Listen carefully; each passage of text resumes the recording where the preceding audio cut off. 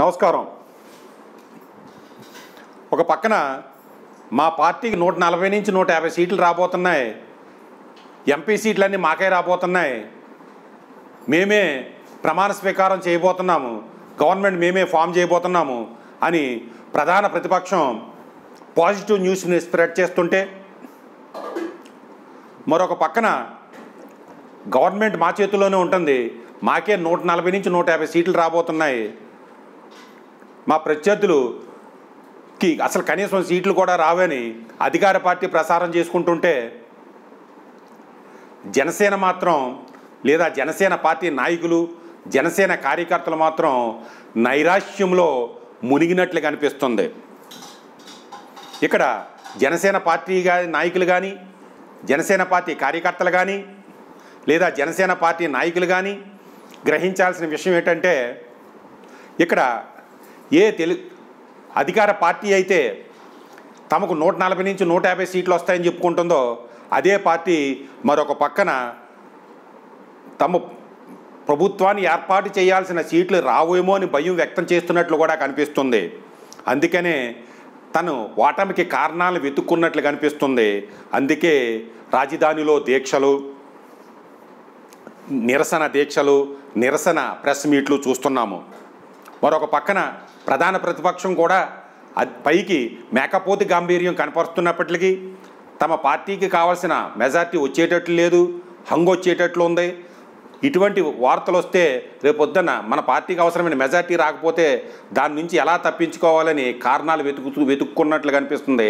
అందుకనే స్ట్రాంగ్ రూముల్లో ఏదైనా తేడాలు జరుగుతున్నాయన్న న్యూస్ని స్ప్రెడ్ చేయడం ద్వారా మాకు అధికారం రాకపోతే స్ట్రాంగ్ రూముల్లో తేడాలు జరగడం వల్లే అని అభిప్రాయాన్ని ప్రజల్లో చూపించగలుగుతుంది. ఇక్కడ ఈ విషయాన్ని ఏది జన సైనికులు గ్రహించకుండా నిరాశ చెందడం ఎంతవరకు మంచిది? ఒకసారి గతానికి వెళ్తే వైసీపీ పార్టీకి ఎన్ని మైనస్ల నుంచి ఒక పాజిటివ్ అట్మాస్ఫియర్ని క్రియేట్ చేసి జాతీయ పార్టీలు కానీ, జాతీయ మీడియాని కానీ, ప్రాంతీయ పార్టీలు కానీ, ప్రాంతీయ మీడియాని కానీ, కళాకారులు కానీ, నాయకులు కానీ తన చుట్టూ ఉండేటట్లు ఆ మైనస్లను కప్పుపుచ్చి పాజిటివ్ని చెప్పుకోగలిగి ఆ పాజిటివ్లోంచి అధికారాన్ని తన చుట్టూ తన వైపుకి తిప్పుకోగలిగింది ప్రధాన ప్రతిపక్షం వైసీపీ. మరొక పక్కన తెలుగుదేశం పార్టీ తమ ప్రభుత్వంపై విశేషమైన వ్యతిరేకత ఉందని తెలుసు, తమ పార్టీకి అధికారం దక్కదని కూడా తెలుసు, కానీ అధికారం మాకే దక్కుతుంది, ప్రజలంతా మా పక్కనే ఉన్నారని తన వెనకున్న మీడియా ద్వారా, తనకు ఉన్న అర్ధబలం ద్వారా, అంగబలం ద్వారా ఒక పాజిటివ్ న్యూస్ని స్ప్రెడ్ చేసుకుని మాకు ఇన్ని సీట్లు రాబోతున్న అధికారాన్ని చేపట్టబోతున్నామనే వాతావరణాన్ని క్రియేట్ చేసింది, ప్రజల్లో నమ్మకాన్ని క్రియేట్ చేసింది. కానీ మరొక పక్కన ఏ నెగిటివ్ లేకపోయినా జనసేన మాత్రం తన శక్తిని తను చెప్పుకోలేకుండా నైరాశ్యంలోకి పోతుంది. ఈ రోజున ఉన్న 3 పార్టీలతో కంపేర్ చేస్తుంటే ఒక నెగిటివిటీ లేనిది, ఒక నెగిటివ్ పాయింట్ లేనిది, ఒక నీతి నిజాయితీ నిస్వార్థంతో ఉన్న పార్టీ ఏదంటే జనసేన పార్టీనే. అధినాయకుల్లో మంచోడు ఎవరంటే పవన్ కళ్యాణ్ అనే విషయాన్ని అందరికీ తెలుసు, కానీ తమ శక్తిని తాను చెప్పుకోలేకపోతున్నారు, తమ ప్రోడక్ట్ని తాను మార్కెటింగ్ చేసుకోలేకపోతున్నారు. అందుకనే ఈ రోజున జనసేన పార్టీకి ఏమీ రావటం లేదని చెప్పుకోగలుగుతున్నారు. ఈ రోజున నీలో ఉన్న బలహీనతనే వాళ్ళు మార్కెటింగ్ చేసుకుని వాళ్ళ ప్రోడక్ట్ని, వాళ్ళ పార్టీలకి సీట్లు వస్తున్నాయని రాజ్యాధికారాన్ని చేజిక్కించుకోపోతున్నామని చెప్పుకోగలుగుతున్నారు. దానికి కారణం నీలో ఉన్న బలహీనతని గ్రహించు. జనసేన నైతికంగా విజయం సాధించిన విషయాన్ని గ్రహించు. చిరంజీవి పెట్టిన ప్రజారాజ్యం పార్టీ ఓటమి, ప్రజారాజ్యం పార్టీ కాంగ్రెస్ పార్టీలో విలీనమనే 2 బలవంతమైన గుదిబండలు తన 2 కాళ్ళకి ఏలాడుతుండగా పవన్ కళ్యాణ్ జనసేన అనే పార్టీ పెట్టాడు. ఆ 2 తమకు గుదిబండలని పవన్ కళ్యాణ్కి తెలుసు, మనందరికీ తెలుసు. ఎంతో మొండోడు కాబట్టి 2 గుదిబండలు ఏలాడుతుండగా వచ్చి పార్టీ పెట్టాడు. అటువంటి నెగిటివ్ పాయింట్లు ఉండగా పార్టీ పెట్టి ఈ స్టేజ్ వరకు రావడం అంటే సామాన్యమైన విషయం కాదు. మరొక పక్కన ఒక జీరో రాజకీయాలని సరికొత్త ఒరవడిని సృష్టించి డబ్బు సంచులు మూలుగుతున్న రోజుల సందుకు 100 సంచులు డబ్బు సంచులు మూలుగుతున్న ఈ రోజుల్లో ₹1 ఖర్చు పెట్టకుండా రాజకీయం చేసింది ఎవడరా అంటే పవన్ కళ్యాణ్. ఆ రోజునే పవన్ కళ్యాణ్ నైతికంగా విజయం సాధించాడు. ఒక్కొక్క ఊరికి 20 లక్షలు పంచకుండా ఒక్కొక్క బూత్ కమిటీ మెంబర్కి 20,000 ఇవ్వకుండా, ఒక్కొక్క గ్రామ నాయకుడికి ₹1,00,000 ఇవ్వకుండా, ఒక్కొక్క మండల నాయకుడికి 5 లక్షలు ఇవ్వకుండా, ఒక్కొక్క తాలూకా నాయకుడికి 10 లక్షలు ఇవ్వకుండా, ఒక రక్తపు బొట్టు చిందించకుండా, ఒక సినీ కళాకారునో వేరే కళాకారునో కొనుక్కోకుండా, ఒక మీడియాను కొనుక్కోకుండా, ఒక జాతీయ మీడియా సర్వే రిపోర్ట్లు కొనుక్కోకుండా, ఒక మేధావులు ఎనలిస్టులు రిపోర్ట్లు కొనుక్కోకుండా, ఒక తెల్ల చొక్కాల నాయకులు కొనుక్కోకుండా, ఒక ఉద్యమ నాయకులు కొనుక్కోకుండా, ఒకళ్ళ తల్లుళ్ళు కానీ చెల్లుళ్ళు కానీ భార్య బిడ్డలను కానీ నిందించకుండా, బజారు స్త్రీలను వెనకేసుకుని కుటుంబ స్త్రీల మీద ఒక నిందారోపణ చేయకుండా, ఒకరి శీలాపహరణ చేయకుండా, అడ్డొచ్చి వారిని అడ్డు తొలగించుకుంటూ పోయే నాయకుల్లా కాకుండా, రిగ్గింగులు చేయకుండా, ₹1 పెట్టి ఒక ఓటు కొనుక్కోకుండా రాజకీయం చేసిన ఏకైక నాయకుడు ఆంధ్రప్రదేశ్లో కాదు, దేశంలోనే బహుశా మొట్టమొదటివాడు, ఇటీవల కాలంలో మొట్టమొదటివాడు అమ్మ పవన్ కళ్యాణ్. జన సైనికులే కాదు, యావత్ ప్రజలు కూడా గర్వంగా చెప్పుకునే పార్టీ నాయకుడు అంటే జన సైనికుడు, జనసేనుడు పవన్ కళ్యాణ్. కానీ ఈ విషయాన్ని నువ్వు చూసే ఛానల్స్ కానీ, నువ్వు చదివే పేపర్లు కానీ, నువ్వు నమ్మే ఉద్యమ నాయకులు కానీ, నువ్వు చూసే సినీ కళాకారులనైతే నమ్ముతావో ఆ అమ్ముడుపోయిన సినీ కళాకారులు కానీ, నువ్వు నమ్మే నీ గల్లీ నాయకులు కానీ, నువ్వు విశ్వసించే నీ కుల నాయకులు కానీ, నువ్వు ఓటేసి కల్పిస్తున్న తెల్ల చొక్కాల పెద్ద నాయకులు కానీ పవన్ కళ్యాణ్ నిజాయితీని గుర్తించరు.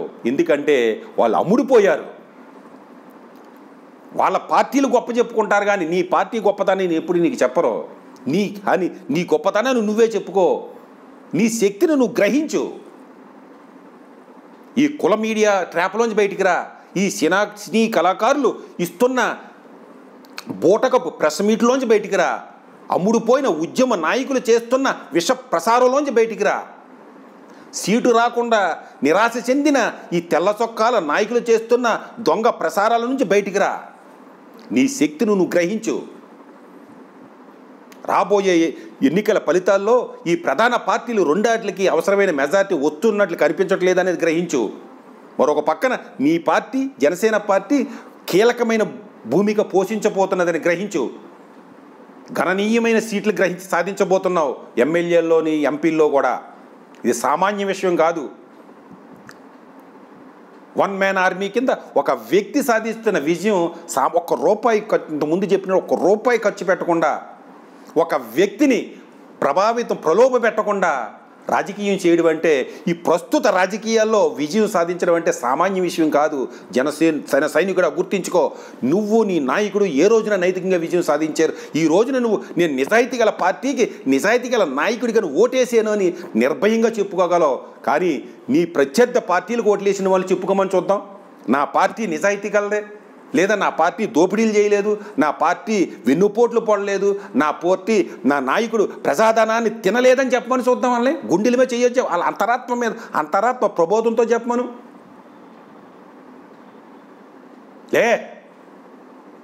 నీ శక్తి నువ్వు గ్రహించు. నీ పార్టీ ప్రధానమైన భూమిక గ్రహించి అంగే వస్తే నీ పార్టీ, నీ జనసేన పార్టీ ఇదే ప్రధానమైన పాత్ర. నువ్వు మార్పు సాధించావు. రాజ్యాధికారంలో మార్పు రావాలి, అణగారిన వర్గాల్లో ఐక్యత రావాలి. ఈ రాజ్యాధికారము కొన్ని కుటుంబాల నుంచి ప్రజలందరికీ చెందాలనే మెసేజ్ని సమాజంలోకి చొప్పించగలిగినలో నువ్వు విజయం సాధించావు. జీరో బడ్జెట్ రాజకీయం చేయడంలో నీ నాయకుడు నువ్వు విజయం సాధించారు. ప్రధానమైన సీట్లు గెలుపొందడం ద్వారా నువ్వు విజయం సాధించబోతున్నావు అనేది గ్రహించు. నువ్వు ఇదే నైరాశ్యంతో ఉంటే నువ్వు గెలవబోయే సీట్లు కూడా ఓడిపోయే అని తీసుకోగల సమర్థులు నీ ప్రత్యర్థులు.